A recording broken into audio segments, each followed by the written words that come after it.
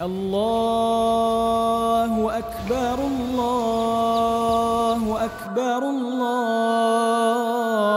Alunan takbir bergema berkumandang menandakan hari kemenangan setelah sebulan berpuasa. Keriangan warga kota pulang beraya ke desa semakin bahang terasa.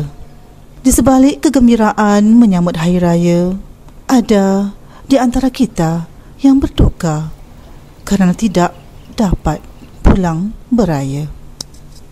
Jauhnya ku terkenang, terbayang masa silam, hidup di perantauan, rindu pendam.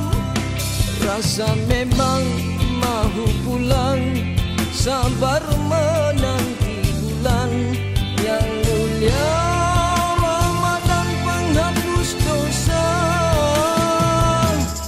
Sebulan berpuasa, kini Syawal menjelma, takbir sahut-sahutan bergema raya.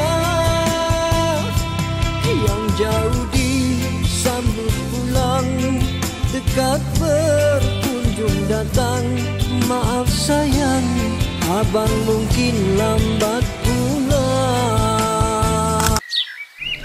Keriangan setelah berkumpul bersama keluarga menjadi satu memori indah.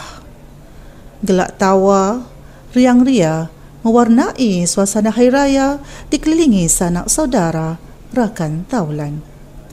Berkumpul senda gurau sambil menikmati juadah, gambaran biasa di Hari Raya. Di sebalik tawa, jangan ada yang terlupa untuk menziarahi sesama saudara hingga tertanya-tanya, raya nak ke mana?